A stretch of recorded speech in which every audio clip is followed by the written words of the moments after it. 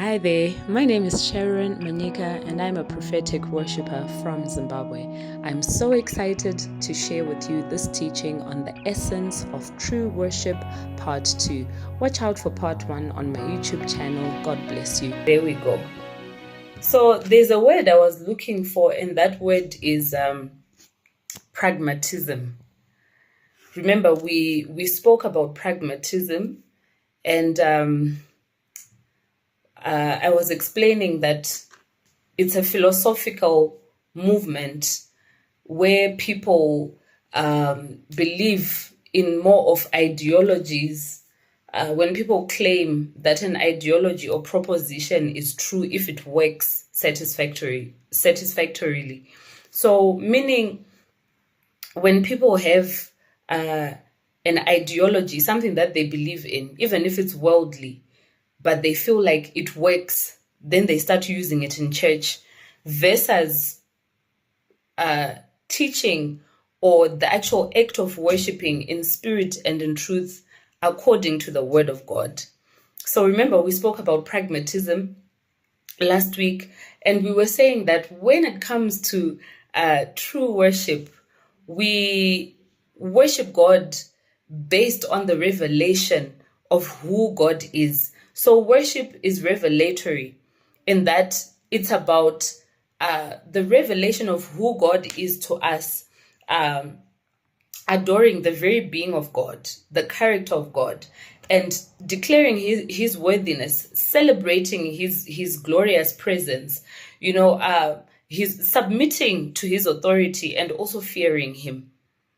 So that's the revelation that we get where there is worship in spirit and in truth.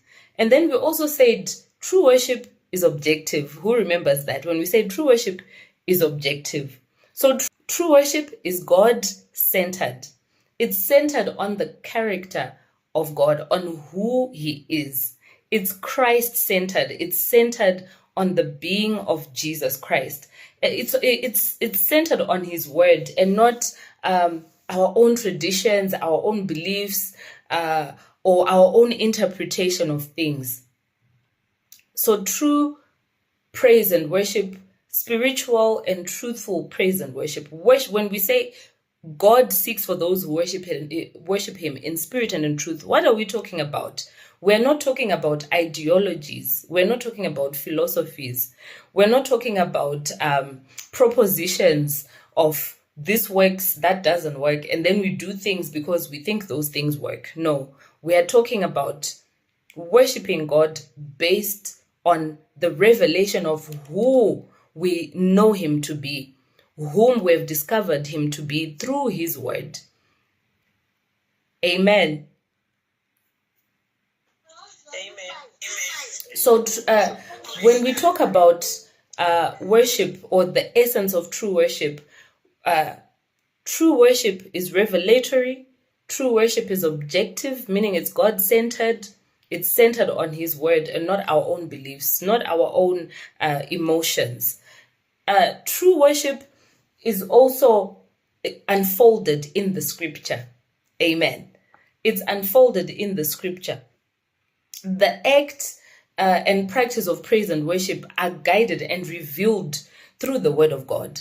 So the very act of how do we worship God, we get that guide from the word of God. We receive that guidance from the word of God. We don't pick that up from the world and then end up practicing worldly things in the church because we are not adhering to the word of God. True worship is revelatory, true worship is objective, and true worship is unfolded through the scripture. The scripture is the guide. The Bible is the guide of how we worship God. The Bible is the guide of what is that worship. What is the meaning of true worship? What is the meaning of spiritual worship? All those things, they're unfolded through the word of God. Amen. So we don't define worship as what we want it to be.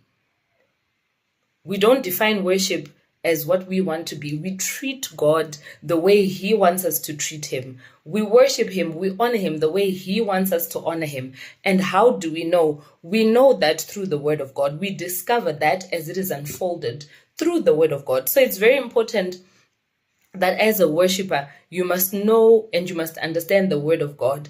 True worship involves the posture of submission to God's will and authority. So true worship involves the heart posture of submission to God's will and authority. Worship goes from us to God through the Holy Spirit, right? Worship goes from us to God through the Holy Spirit.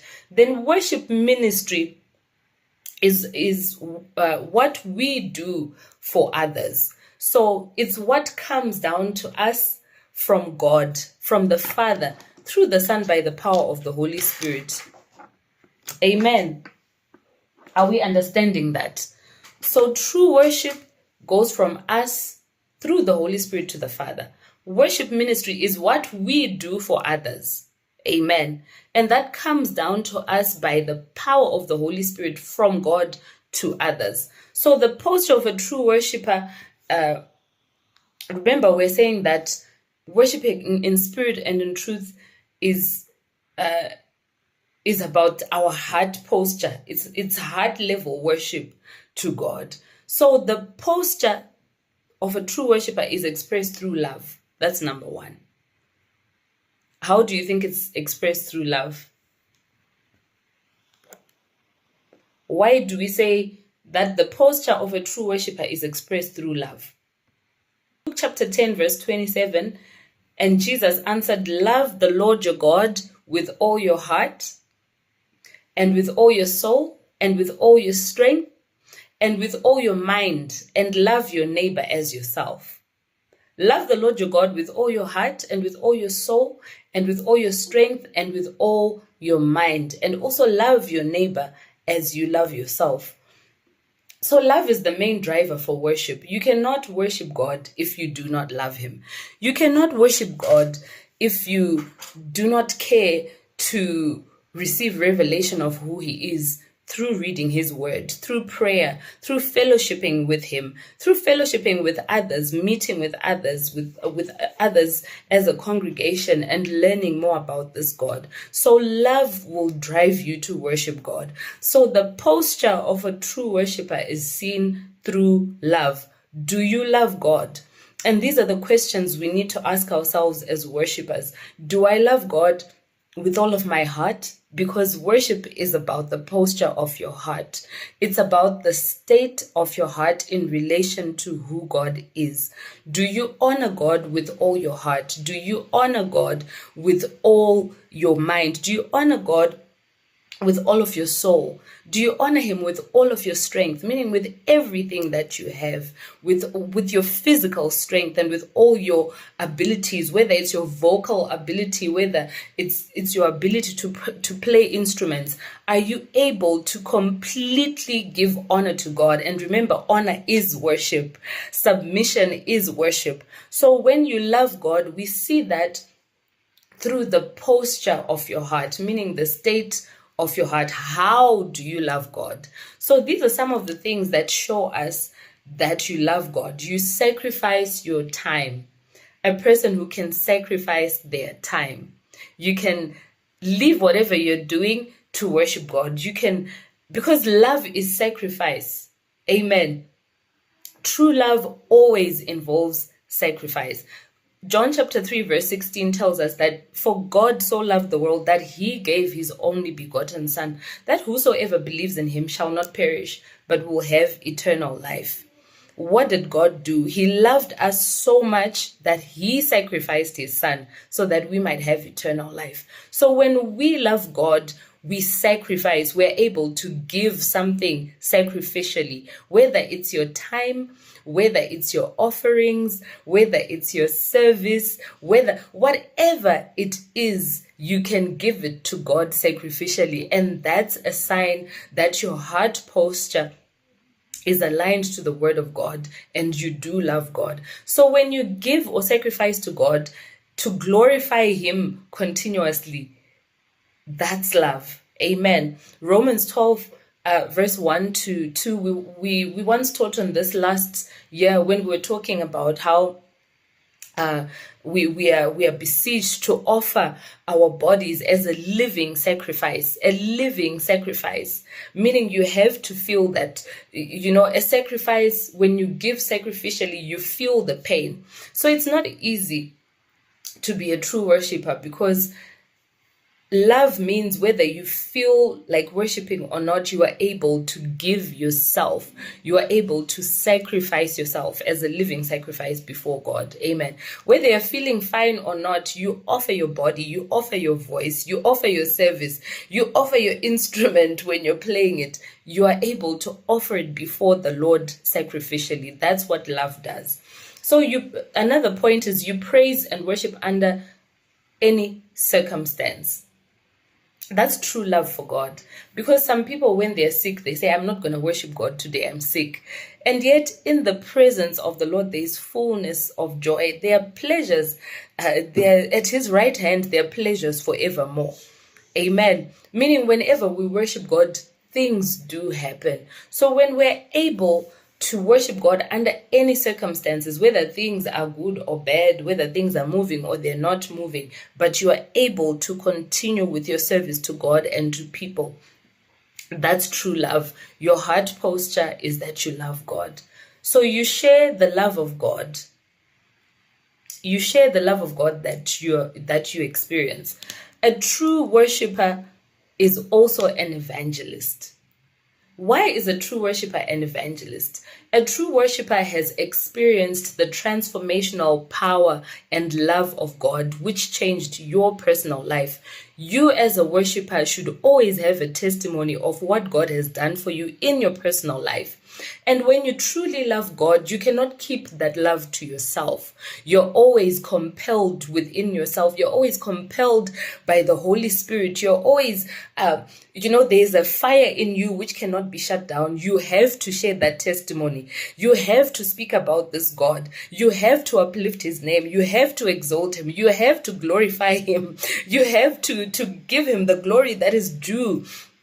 In the presence of people, in the absence of people, whether there's one person, 10 people, 100 people, 1,000 people, 10,000, 20,000, whether, wherever you are, whether you're on the streets, whether you're on TV, whether you're in church, whether you're at your workplace, a true worshiper is an evangelist, because you have a testimony of the transformational power of God. Amen. So we know that your heart posture is love. You worship God in spirit and in truth when you speak about this God, when you're able to publicly declare who this God is to you, who this God is in all his glory. Amen. So a true worshiper is an evangelist. There's no way you cannot exalt a God who has shown you his love. Amen. There's no way you can keep quiet about it. So because of this, a true worshiper also births new converts. So another sign that your heart is in the right place in your worship is that people give their lives to God when you worship him. Amen.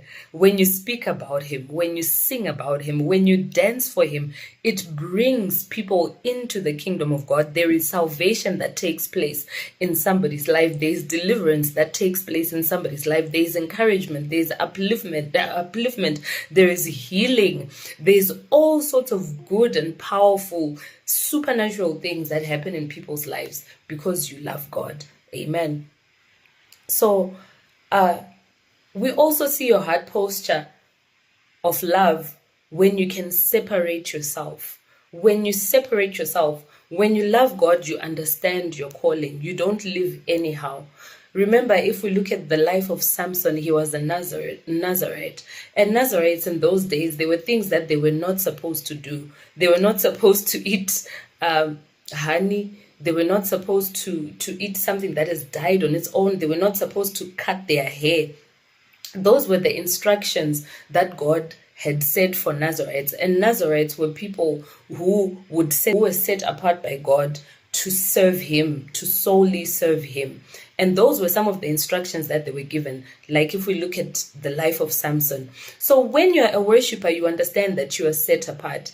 In the book of 1 Peter chapter 2, I believe, It talks about a royal priesthood. It talks about a chosen generation. It talks about a holy nation which was brought out from darkness into God's marvelous light to proclaim his praises. So that simply means that when you're a worshiper, you have to be able to set yourself apart. But when you don't truly love God, when your posture inside your heart, the things that people cannot see, when your posture is not love, when you don't have that heartfelt connection and love for God, you cannot worship him by setting yourself aside for him.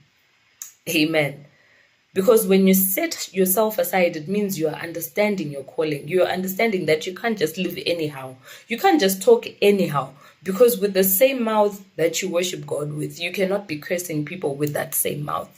With the same hands that you lift the name of the Lord with, you cannot be stealing. You cannot be murdering. You cannot be committing violence with those same hands. With the same body that you use to glorify God, you cannot.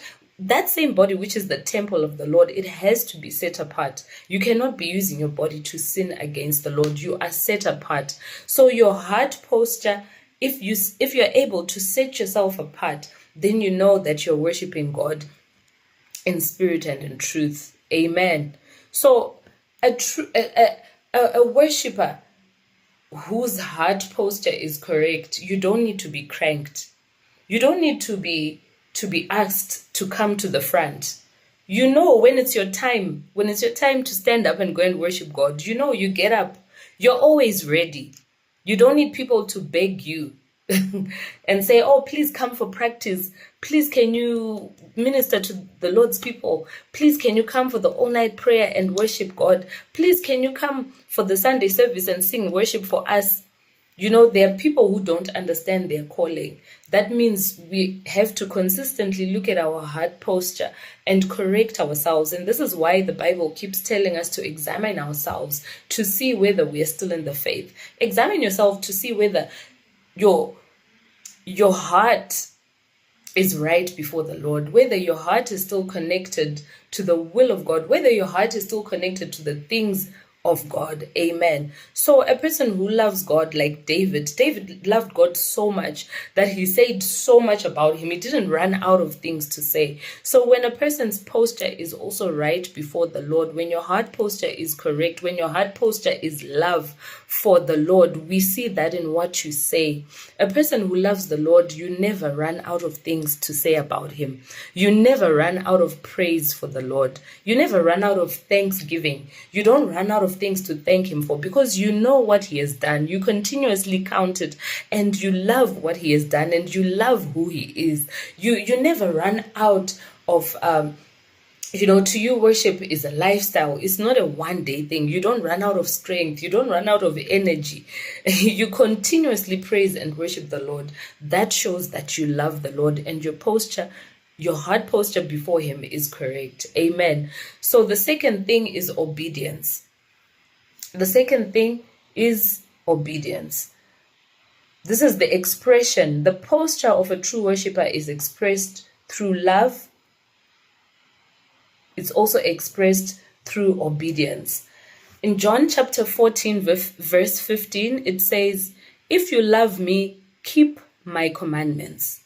If you love me, then keep my commandments. This is in the New Testament. It's Jesus speaking. It's not in the Old Testament. It's in the New Testament where Jesus is saying, if you love me, then keep my commandments, or keep my commands. Keep the things that I command you to do. God instructs us so much where it comes to worship.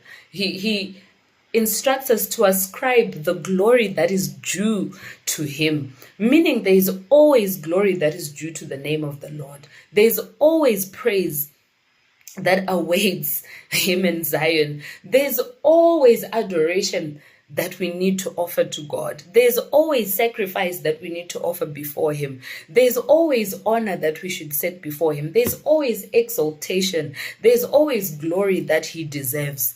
Amen. Obedience. What has God said? How do we know what God said? We know what God has said to us, to his people, through his word.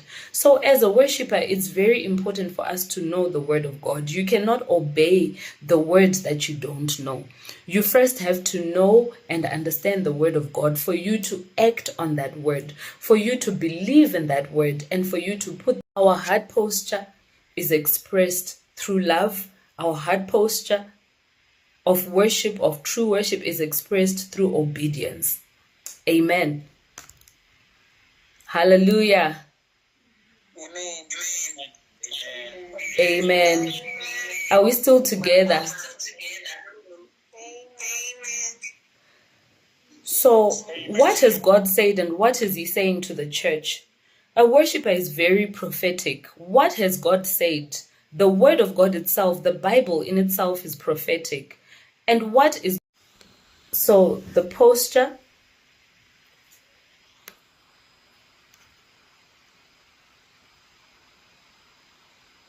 The posture of a true worshiper is expressed through love, it's expressed through obedience, and it's also expressed through devotion.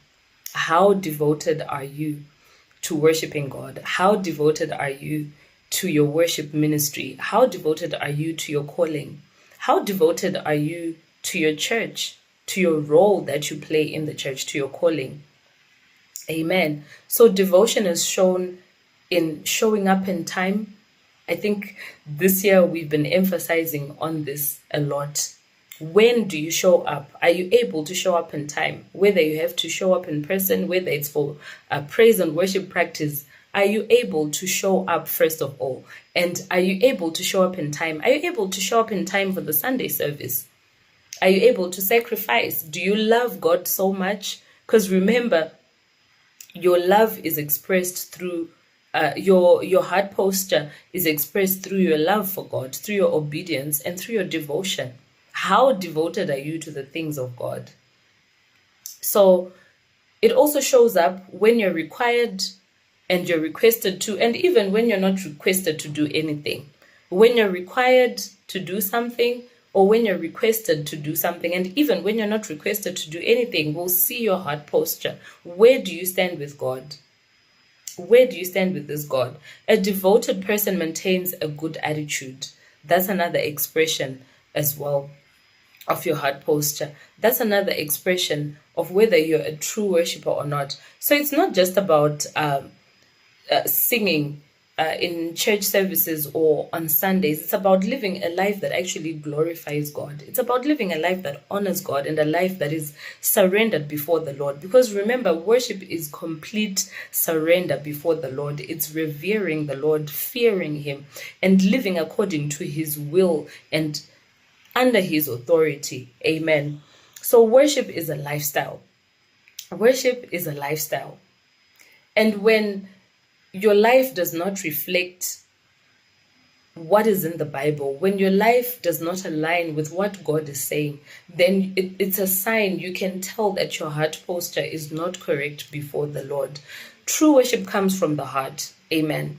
True worship comes from the heart, and it involves worship. It involves spirit and truth, worshiping him in spirit and in truth, according to John chapter 4, verse 24, which says that true worshipers worship the Father in spirit and in truth.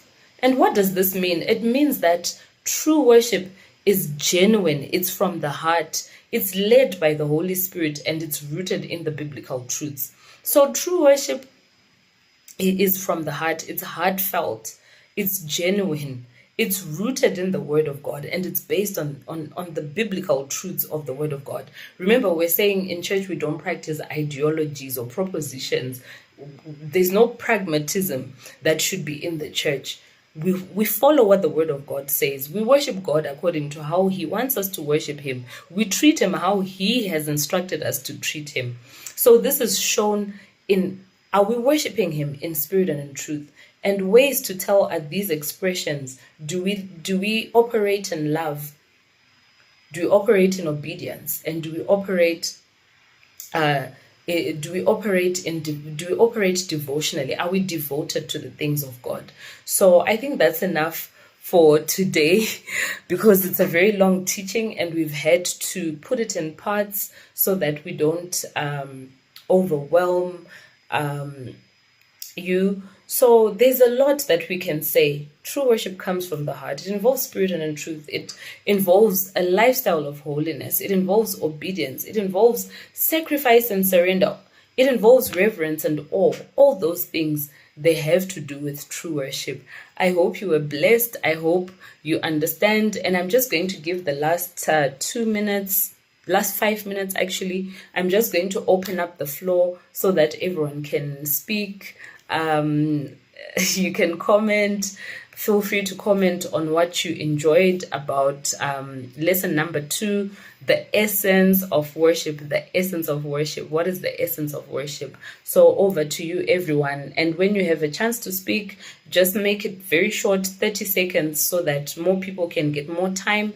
And when our session ends, let's continue on the national group.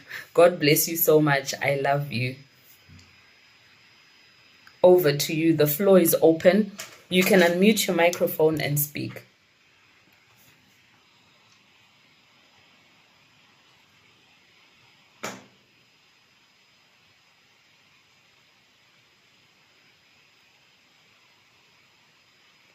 Anyone with anything to say? Can you hear me?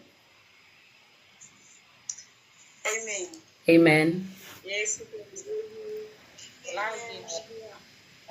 just want to thank God for the lesson. It was so good. And we learned a lot about this lesson, about being a true worshiper, being genuine, worshiping the Spirit, be genuine, and the worship come from heart. Obedience, we learn a lot. It was so interesting. Amen. Amen. Because remember, only God can see your heart. You can pretend to people that you're worshiping God in spirit and in truth, but God is the one who really knows if you're worshiping in spirit and in truth. You might be saying something else in your heart. Pamwe uri kutotuka vafundisi, uri kutotuka chechi mwoyo mako, asi kunze uchiti Mwari makanaka ndokutendai, chimufundisi chorwadza mani. Vanditireko kuti ndiimbe nhasi. That's not true worship. True worship is genuine. It's from the heart. Amen. Thank you so much, Mama. Anyone else? Amen. Amen.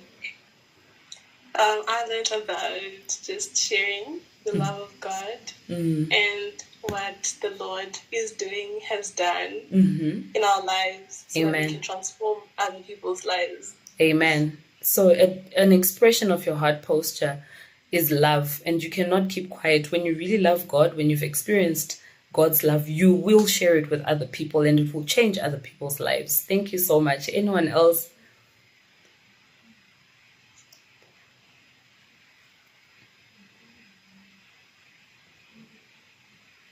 Anyone else from what we learned today? Anything that stood out? There's no right or wrong answer. Okay, indadzidza kuti honor is worship. Submission is worship. Thank you so much. God bless you.